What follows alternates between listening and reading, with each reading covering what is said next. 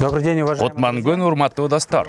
Мурунку көрсөтүүлөргө кошумча кылып, бүгүн дагы эки популярдуу куруу технологиялар жөнүндө сөз кылалы. Ал топурактан жана контейнерлерден курулган үйлөр. Мындай топурактан салынган үйлөрдү кыргыздар сокмо үй дейт. Мындай технологияда салынган үйлөр арзан да болот жана Кыргызстанда абдан көп салынат. Бирок бул технологиянын өзгөчөлүктөрү да көп.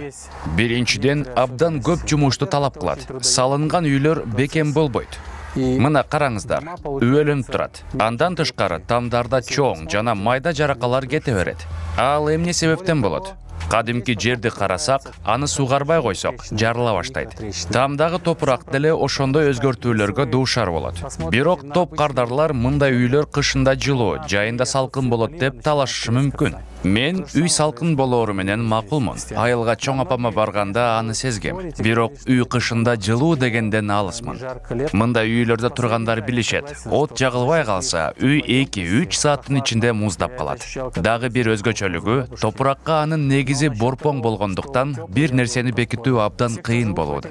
Дагы бир терс жактарынын бири жер титирөөгө туруксуздугу. Бул курууну карасаңыздар, стойка жана сейсмокурчоолорго окшош нерселерди көрө аласыздар.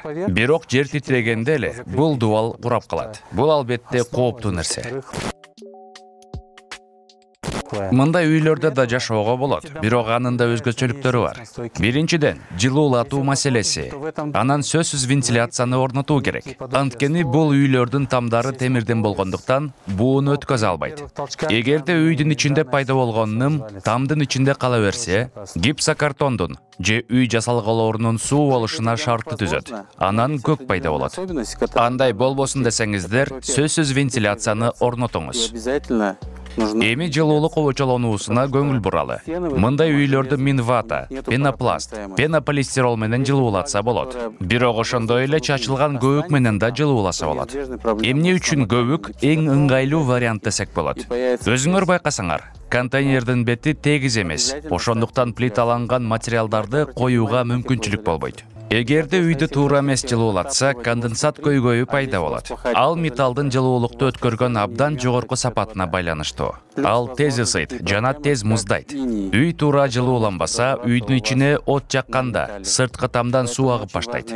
Андан тышкары кыроо көйгөйү да пайда болот. Үй жылуулатуу маселесин туура чечүү зарыл. Көп кардарлар үйдүн тамын, шыпасын ойлоп, үйдүн астын, полун унутуп калышат. Контейнерлердин баарысынын төбү ушундай болот. Астында эс түрүндөгү швеллерлер турат. Анын үстүнө фанераны жапкан. Үйдүн түбүн ар кандай жолдор менен жылууласа болот. Астынан болсо көбүк чачса болот. Бирок ал дайыма эле ыңгайлуу болбойт.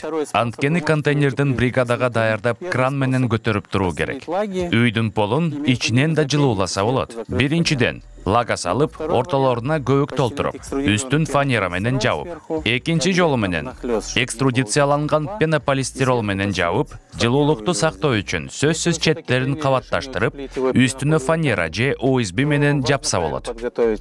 Эгерде контейнерди көбүк чачып жылуулайын десеңиздер, аны туура даярдоо керек.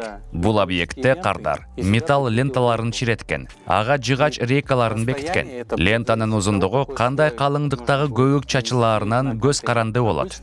Бишкекте биз 10 см жумшак көбүктү колдонобуз. Мындай жол менен контейнердин бетине торчо жасалат. Анын үстүнө профлист, вентиляцияланган фасад же болбосо сайдинг бекитсеңер болот. Экинчи варианты болсо уголокту ширетсе болот. Бирок аны кырына бекитүү зарыл.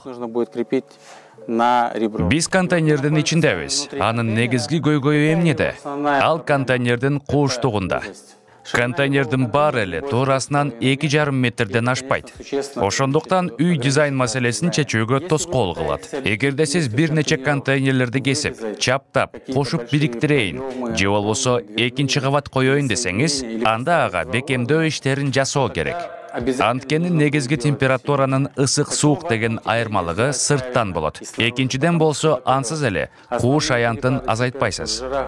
Эгерде кардар үйдү ичинен жылуулатса, бул тамда 10 сантиметр, тигил тамда 10 сантиметр, чогуусу 20 сантиметр жоготмок. Андан тышкары обрешетка жана гипсокартон кошулганда дагы жоготуулар болот. Көп эле адамдар контейнерден салынган үй арзан болот деп ойлой берет. Бирок сиз үй салууга кеткен бардык каражаттарды санап, аны үйдүн аянтына бөлсөңөр, анын баасы арзан эмес болуп чыгат. Сиздер менен топурактан салган, контейнерден курулган үйлөр жөнүндө сөз кылдык. Кийинки чыгарылышта сиздер менен газобетон, пенобетон жана сип үй жөнүндө маектешебиз. Анда эмесе, көрүшкөнчө.